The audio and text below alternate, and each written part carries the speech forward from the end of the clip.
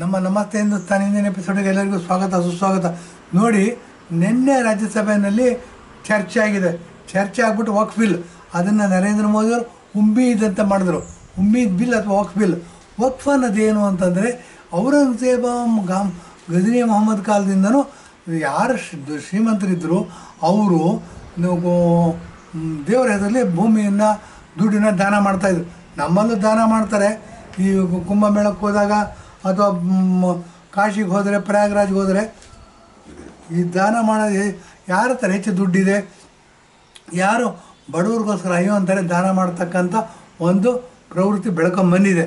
ಈ ಪ್ರವೃತ್ತಿ ಬೆಳ್ಕೊಂಬಂದರೆ ಏನಾಯಿತು, ಇದನ್ನೆಲ್ಲ ಕಂಟ್ರೋಲ್ ಮಾಡೋದಕ್ಕೆ, ಈ ಥರ ಬಂದಿರತಕ್ಕಂಥ ದುಡ್ಡನ್ನು ಸದ್ವಿನಿಯೋಗ ಮಾಡೋದಕ್ಕೆ, ಈ ಥರ ಬಂದಿರತಕ್ಕಂಥ ಆಸ್ತಿನ ಸರಿಯಾದ ನಿರ್ವಹಣೆ ಮಾಡೋದಕ್ಕೋಸ್ಕರ ಏನಾಯಿತು, ವಕ್ಫ್ ಬೋರ್ಡ್ ಅಂತ ಬಂತು. ಈ ವಕ್ಫ್ ಬೋರ್ಡ್ ಅಂತ ಬಂದಿದ್ದು 19ನೇ ಶತಮಾನದಿಂದ ಈಚೆಗೆ. ಇದೇನಾಯಿತು, ವಕ್ಫ್ ಬಿಲ್ ಅಂತಂದ್ಬಿಟ್ಟು ಏನಾಯಿತು, ಇವ್ರಿಗೆ ನಮ್ಮಲ್ಲಿ ಸ್ವಾತಂತ್ರ್ಯ ಬಂದಾಗ ನೋಡಿ, ಅಂಬೇಡ್ಕರ್ನ ಸೈಡಿಗೆ ಸರಿಸ್ಬಿಟ್ರು. ಜವಾಹರ್ಲಾಲ್ ನೆಹರು ಅವ್ರನ್ನ 2 ಸಾರಿ ಪಾರ್ಲಿಮೆಂಟಲ್ಲಿ ಸೋಲಾಗಿ ನೋಡಿಕೊಂಡ್ರು. ಪಾಪ ಅವ್ರನ್ನ ಮೂಲೆಗೆ ತಳ್ಳಿಬಿಟ್ರು. ಅವರು ಜೀವಂತವಾಗಿ ಕೊಲೆ ಮಾಡಿಬಿಟ್ರು ಅಂತಲೇ ಹೇಳ್ಬೋದು. ಇಂಥ ಮಾಡಿ ಏನು ಮಾಡೋದು. ಈ ಪ್ರಥಮ ಹಕ್ಕು ಯಾರಿಗಾರು ಇದೆ ದೇಶದ ಸಂಪತ್ತಿನ ಮೇಲೆ, ದೇಶದ ಅಧಿಕಾರ ಮಾಡೋದಕ್ಕೆ ಅಂತಂದರೆ ಮುಸಲ್ಮಾನರಿಗೆ ಅಂತಂದ್ಬಿಟ್ಟು ಮನಮೋಹನ್ ಸಿಂಗ್ ಹೇಳಿದ್ದಾರೆ ಮೊನ್ನೆ. ಇದು ನೋಡಿ ಎಲ್ಲಿಗೆ ಮುಂದುವರಿದಿದೆ ಇದೇ ಮನಸ್ಥಿತಿ ಅಂತ. ಇದೇ ಮನಸ್ಥಿತಿ ಮುಂದುವರಿತಕ್ಕಂಥ ಕರ್ನಾಟಕದ ಚೀಫ್ ಮಿನಿಸ್ಟರ್ ಇದ್ದಾರೆ ಸಿದ್ದರಾಮಯ್ಯ ಅಂತಂದ್ಬಿಟ್ಟು, ಈಗ ಮುಖ್ಯಮಂತ್ರಿಯಾಗಿ ಮುಂದುವರಿತಾ ಇದ್ದಾರೆ. 5 PPಗಳನ್ನ ಅನೌನ್ಸ್ ಮಾಡಿದ್ದಾರೆ. ಅವ್ರು ಹೇಳ್ತಾರೆ ಮುಂದಿನ ಜನ್ಮಾನದಿದ್ದರೆ ನಾನು ಮುಸಲ್ಮಾನ ಹುಟ್ಟಬೇಕು ಅಂತ. ಹೌದು ಸ್ವಾಮಿ, ನೀವು ಈ ಜನ್ಮದಲ್ಲೇ ಮುಸಲ್ಮಾನರಾಗ್ಬಿಟ್ಟಿದ್ದೀರ, ಒಪ್ಕೊಂಡ್ಬಿಟ್ಟಿದ್ದೀವಿ ಬಿಡಿ, ನಾವು ಅದಕ್ಕೇನು ಇದಿಲ್ಲ ಅಂತ ಹೇಳ್ತಾ ಮುಂದುವರಿಸಿ. ಏನಾಗುತ್ತೆ ಈ ವಕ್ಫ್ ಬಿಲ್ಲು ಏನಾಯಿತು, ಈ ದುಷ್ಟ ರಾಜಕಾರಣಿಗಳು, ಭ್ರಷ್ಟ ರಾಜಕಾರಣಿಗಳು, ಕುತಂತ್ರ ರಾಜಕಾರಣಿಗಳಿಗೆ ದುಡ್ಡು ಕಾಮಧೇನು ಥರ ಕೆಲಸ ಮಾಡ್ತಿದ್ದು. ಅಂದರೆ ಆ ವಕ್ಫ್ ಪ್ರಾಪರ್ಟಿಯಿಂದ ಬರ್ತಕ್ಕಂಥ ರೆವಿನ್ಯೂ ಏನಿರುತ್ತೆ, ಬಾಡಿಗೆ ಇರ್ಬೋದು ಅಥವಾ ನೆಲಗಂದಾಯ ಇರ್ಬೋದು ಅಥವಾ ಟ್ಯಾಕ್ಸ್ ಇರ್ಬೋದು, ಅದನ್ನು ಪಡ್ಕೊಂಡು ಏನಾದರೂ MLAಗಳಾದರೂ MLCಗಳಾದರೂ ಮಿನಿಸ್ಟ್ರುಗಳಾದರೂ ಚೀಫ್ ಮಿನಿಸ್ಟ್ರ್ ಆಗಿ ಬಂದ್ಬಿಡ್ತಾರೆ. ಕರ್ನಾಟಕದಲ್ಲಿ ನೋಡ್ಬೋದು ನಾವು, ಮಿನಿ ಚೀಫ್ ಮಿನಿಸ್ಟ್ರ್ ಇದ್ದಾರೆ, ಇಲ್ಲಿ ಬೆಂಗಳೂರಿಂದ ಗೆದ್ದು ಬರ್ತಾರೆ. ಇವರು ದೊಂಬರಾಟಗಳಿಗೆ, ಇವ್ರ ಕುತಂತ್ರಗಳಿಗೆ ಕೊನೆಯೇ ಇಲ್ಲ. ಅದಕ್ಕೆಲ್ಲ ಮಾಡಿ ಸ್ಪ್ರಿಂಗ್ ಬೋರ್ಡ್ ಥರ ಕೆಲಸ ಮಾಡ್ತಿರೋ ವಕ್ಫ್ ಪ್ರಾಪರ್ಟೀಸ್.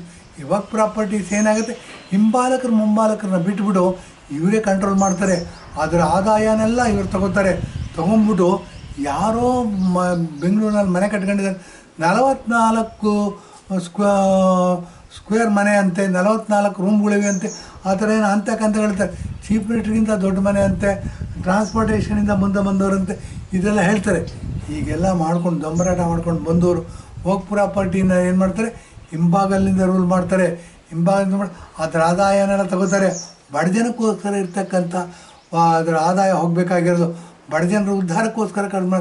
ಇದನ್ನೆಲ್ಲ ಕಂಟ್ರೋಲ್ ಮಾಡಬೇಕು ಅಂತ ಏನಾಯಿತು, ನರೇಂದ್ರ ಮೋದಿಯವರು ವಕ್ಫ್ ಬಿಲ್ನ ತಗೊಂಬಂದರು. ರಾಜ್ಯಸಭೆಯಲ್ಲಿ ನೆನ್ನೆ ಪಾಸಾಗಿದೆ, ಲೋಕಸಭೆಯಲ್ಲಿ ಮೊನ್ನೆ ಪಾಸಾಗಿದೆ. ಇಲ್ಲಿ ಗಮನ ಇಡಬೇಕಾದ ಅಂಶ ಒಂದು ಹೇಳ್ತೀನಿ ನಾನು. ಏನು, ನರೇಂದ್ರ ಮೋದಿಯವ್ರಿಗೆ 300 ವೋಟ್ ಬರಬೇಕಿತ್ತು, ಬಂತು, ಬಿಲ್ ಪಾಸ್ ಆಯಿತು, ಅದು ಬೇರೆ ವಿಷಯ. ಕಾಂಗ್ರೆಸ್ಸಿಗೆ ಕೇವಲ 200 ವೋಟ್ಗಳು ಮಾತ್ರ ಬರಬೇಕಿತ್ತು. 210 230 ಬಂದಿದೆಯಂತೆ. ಅದರಲ್ಲಿ ನೋಡಿ 24 ಜನ ಮಾತ್ರ ಮುಸಲ್ಮಾನರ MP ಅಂತೆ. ಅಂದರೆ 200 ಜನ ವೋಟ್ ಹಾಕಿರೋರು ಹಿಂದೂಗಳು. ಈಗ ನಾವು ನಿಜವಾದ ಪ್ರಶ್ನೆ ಬರೋದಿಲ್ಲಿ ನಮ್ಮದೇನು ಅಂತಂದರೆ, ಹಿಂದೂಗಳಿಗೆ ಯಾರು ವಿರೋಧಿಗಳು? ಪಾಕಿಸ್ತಾನ ವಿರೋಧಿನ ಅಥವಾ ಚೈನಾ ವಿರೋಧಿನ ಅಥವಾ ಮುಸಲ್ಮಾನರು ವಿರೋಧಿನ? ಯಾರೂ ಅಲ್ಲ ಸ್ವಾಮಿ. ಹಿಂದೂಗಳಿಗೆ ವಿರೋಧಿ ಹಿಂದೂಗಳೇ. ಈ ಹಿಂದೂಗಳು ಎಂಥವರು? ಪರ್ವರ್ಟೆಡ್ ಮೈಂಡ್ ಅಂತಂದರೆ ಸುಮಾರು ಜನ ಗೊತ್ತಾಗೋದಿಲ್ಲ, ವಿಕೃತ ಮನಸ್ಸಿನ ಹಿಂದೂ ಲೀಡರ್ಸ್ಗಳಿದ್ದಾರೆ ನೋಡಿ.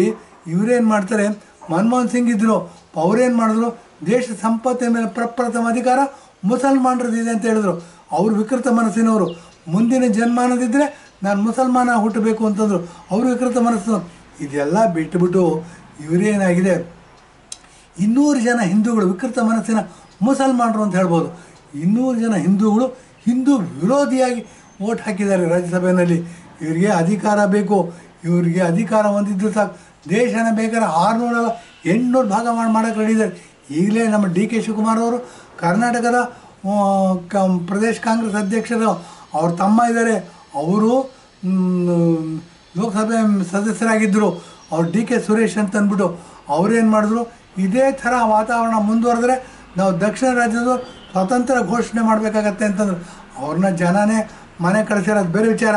ಬಟ್ ಏನು ಅಂತಂದರೆ ಈ ವಿಕೃತ ಮನಸ್ಸಿಗೆ ಈ ಲಂಗು ಲಗಾಮಿಲ್ಲ, ಎಲ್ಲಿಗೆ ಹೋಗಿ ನಿಂತ್ಕೊಳ್ಳುತ್ತೆ ಅಂತ ಗೊತ್ತಿಲ್ಲ. ಏನು ಅಂದರೆ ಇವ್ರಿಗೆ ಅಧಿಕಾರ ಕೊಟ್ಬಿಟ್ರೆ ನಾಳೆ ನಾವು 565 ದೇಶಗಳನ್ನ ಪಾಪ ಪುಣ್ಯಾತ್ಮ ಸರ್ದಾರ್ ವಲ್ಲಭಾಯ್ ಪಟೇಲು ಎಲ್ಲರನ್ನೂ ಒಗ್ಗೂಡಿಸಿ ಬಲ ಪ್ರಯೋಗ ಮಾಡಿ ಹೈದರಾಬಾದ್ ನಿಜಾಮ ಇರ್ಬೋದು, ಗುಲ್ಬರ್ಗ ನವಾಬ್ರಿ ಇರ್ಬೋದು, ಎಲ್ಲರನ್ನೂ ಒಂದು ಮಾಡಿ ಏನು ಮಾಡಿದ್ರು, ಇಂಡಿಯಾ ದೇಶವನ್ನು ಮಾಡಿದ್ರು, ಭಾರತ ದೇಶವನ್ನು ಮಾಡಿದ್ರು. ಹಿಂದೂಗಳಿಗೋಸ್ಕರ ಹಿಂದೂಸ್ಥಾನವನ್ನು ಬಿಟ್ಟುಕೊಟ್ಟು ಹೋದರು. ಆದರೆ ನೆಹರು ಪ್ರಧಾನಮಂತ್ರಿ ಆಗಿದ್ದರಿಂದ ಅದು ಏನು ಮಹಾತ್ಮ ಗಾಂಧಿಯವರು ಮಂಡಾಟದಿಂದ ಪ್ರಧಾನಮಂತ್ರಿ ಆಗಿದ್ದು. ಅದು ಮಾಡಿದ್ದರಿಂದ ಏನಾಯಿತು, ನಾವು ಇಂಡಿಯಾ ಅಂತ ಕರೆಸ್ಕೋಬೇಕಾಯಿತು. ಪಾಕಿಸ್ತಾನವನ್ನು ಯಾವಾಗ ಮುಸಲ್ಮಾನರಿಗೋಸ್ಕರ ಪಾಕಿಸ್ತಾನ ಮಾಡಿಕೊಟ್ಬಿಟ್ವಿ, ಉಳಿದಿರೋದು ಹಿಂದೂಗಳಿಗೋಸ್ಕರ ಹಿಂದೂಗಳಿಗೋಸ್ಕರ ಇರ್ತಕ್ಕಂಥ ಹಿಂದೂಸ್ತಾನ ಡೆಮಾಕ್ರಸಿಯ ಮೂಲಭೂತ ತತ್ವಕ್ಕೆ ಅನುಸಾರವಾಗಿ ಒಮ್ಮತಕ್ಕೆ ಮಾನ್ಯತೆ ಇರಬೇಕು. ಮನಸ್ಥಿತಿಗೆ ಪೂರಕವಾದಂಥ ಸಂವಿಧಾನಗಳ ರಚನೆ ಆಗಬೇಕು, ಒಮ್ಮತಕ್ಕೆ ಮಾನ್ಯತೆ ಇರಬೇಕು ಅನ್ನೋದನ್ನು ಇಡೀ ಪ್ರಪಂಚದಲ್ಲಿರ್ತಕ್ಕಂಥ ಒಂದು ನಂಬಿಕೆ. ಅದಕ್ಕೆ ವ್ಯತಿರಿಕ್ತವಾಗಿ ನಮ್ಮ ಮನಮೋಹನ್ ಸಿಂಗ್ ಅವರು ಕಾಂಗ್ರೆಸ್ಸಿನ ಪ್ರಧಾನಮಂತ್ರಿ ಹೇಳ್ತಾರೆ, ನಮ್ಮ ದೇಶದಲ್ಲಿ ಇಂಡಿಯಾ ದೇಶದಲ್ಲಿ ನಮ್ಮ ಸಂಪತ್ತಿನ ಮೇಲೆ ನಮ್ಮ ಇದರ ಮೇಲೆ ಆಸ್ತಿಗಳ ಮೇಲೆ ಏನಾದರೂ ಅಧಿಕಾರ ಇದೆ ಅಂತ ಮುಸಲ್ಮಾನರದಂತೆ 14% ಇರ್ತಕ್ಕಂಥ ಮುಸಲ್ಮಾನರದ್ದು ಡೆಮಾಕ್ರಸಿ ಒಳ್ಳೆಯದಾ, 86% ಇರ್ತಕ್ಕಂಥ ಹಿಂದೂಗಳು ಒಪ್ಕೊಂಡಿರ್ತಕ್ಕಂಥ ಪ್ರಪಂಚ ಒಪ್ಕೊಂಡಿರ್ತಕ್ಕಂಥ ಡೆಮಾಕ್ರಸಿ ಒಳ್ಳೆಯದೋ ಅನ್ನೋದ್ರ ಬಗ್ಗೆ ಆಳವಾದ ವಿಶ್ಲೇಷಣೆ ಆಗಬೇಕು. ಇಡೀ ಪ್ರಪಂಚ ಒಪ್ಕೊಂಡಿರ್ತಕ್ಕಂಥ ತತ್ವ ಒಮ್ಮತಕ್ಕೆ ಮಾನ್ಯತೆ ಇರಬೇಕು. ಇವತ್ತಿಗೂ ಸಹ 75-80% ಹಿಂದೂಗಳಿದ್ದೀವಿ ಇಂಡಿಯಾ ದೇಶದಲ್ಲಿ. ಇವ್ರ ಮನಸ್ಸಿಗೆ ಇವ್ರ ವಿಚಾರಗಳಿಗೆ ಮಾನ್ಯತೆ ಇರಬೇಕು, ಬೆಲೆ ಕೊಡಬೇಕು. ಇದಕ್ಕೆ ಪೂರಕವಾದಂಥ ಸಂವಿಧಾನ ರಚನೆ ಆಗಬೇಕು. ಹಾಗಿದ್ದರೆ ಮಾತ್ರ ನಮ್ಮ ದೇಶ ಉದ್ಧಾರ ಆಗುತ್ತೆ. ಇಲ್ಲ ಅಂದರೆ ಇವತ್ತಲ್ಲ ನಾಳೆ ಸರ್ವನಾಶ ಆಗುತ್ತೆ. ಇದನ್ನು ಮನಗಂಡು ಇದಕ್ಕೆ ಪೂರಕವಾಗಿ ಕೆಲಸ ಮಾಡ್ತಕ್ಕಂಥ ನರೇಂದ್ರ ಮೋದಿಯವರು ಬಹಳ ನೋಡಿ, CAA ತಂದರು, ಮತ್ತು ಆರ್ಟಿಕಲ್ 370 ತೆಗೆದಾಕಿದ್ರು, ಮತ್ತು ಟ್ರಿಬಲ್ ತಲಾಕ್ ತೆಗೆದಾಕಿದ್ರು, ಈಗ ವಕ್ಫ್ ಬಿಲ್ ಹೊರಟೋಯ್ತು. ಇದೆಲ್ಲ ಮಾಡ್ತಾ ಇರೋದ್ರಿಂದ ಇಂಥ ಪ್ರಬುದ್ಧ ರಾಜಕಾರಣಿಗಳು ನಮಗೆ ಬೇಕು. ಕಾಂಗ್ರೆಸ್ಸನ್ನು ನಾವೆಲ್ಲ ಧಿಕ್ಕರಿಸಬೇಕು. ಕಾಂಗ್ರೆಸ್ಸು ಅಂತ ಯಾರು ಬರ್ತಾರೆ ಅವರೆಲ್ಲ ದೇಶ ದ್ರೋಹಿಗಳು ಅಂತ ಕನ್ಸಿಡರ್ ಮಾಡಬೇಕು ಅಂತ ಹೇಳಿ ಇಂದಿನ ಎಪಿಸೋಡ್ನ ಮುಗಿಸ್ತಾ ಇದ್ದೀನಿ. ಧನ್ಯವಾದ, ನಮಸ್ಕಾರ.